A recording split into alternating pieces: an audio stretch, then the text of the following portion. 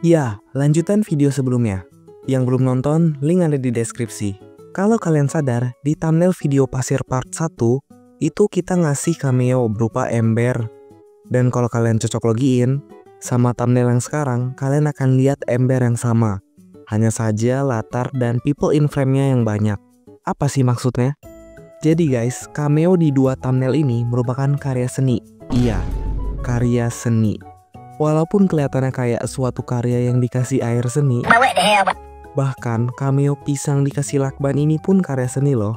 Jadi, ember yang berjatuhan di atas pasir itu merupakan salah satu modern art karya Roman Signer yang berjudul Sand Column. Tapi sebenarnya kita nggak bakalan ngebahas seputar karya seni, tapi fakta-fakta menarik pasir. Kalian pernah mikir nggak sih cara kerja jam pasir?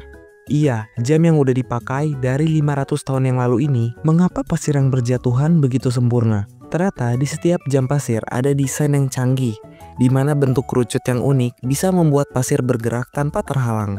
Walaupun sekarang fungsinya sudah digantikan oleh jam digital, tapi jam yang satu ini masih relevan dan sering dipakai sebagai aksesoris di rumah. Dan kalau di video yang lain kita pernah ngebahas soal unta, jadi negara yang familiar dengan unta tersebut yaitu Timur Tengah, lebih tepatnya Arab Saudi, mengimpor pasir untuk konstruksi.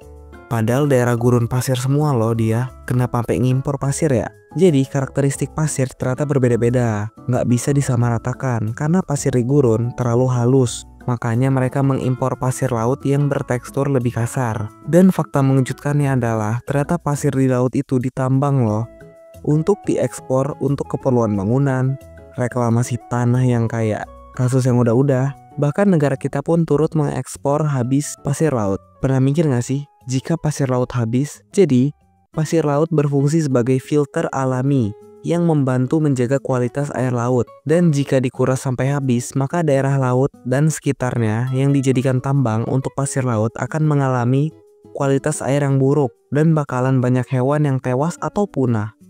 Selain dampak di air laut itu sendiri, dampak di darat juga ada loh, seperti tanah longsor yang membuat masyarakat pesisir harus berurusan dengan pantai yang terkikis.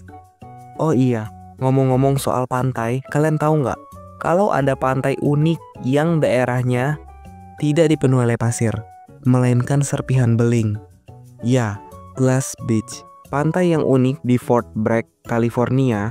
Usut punya usut, ternyata daerah Glass Beach itu dulunya lokasi pembuangan sampah loh. Pada awal abad ke-20, botol, serpihan kaca, keramik dibuang ke laut.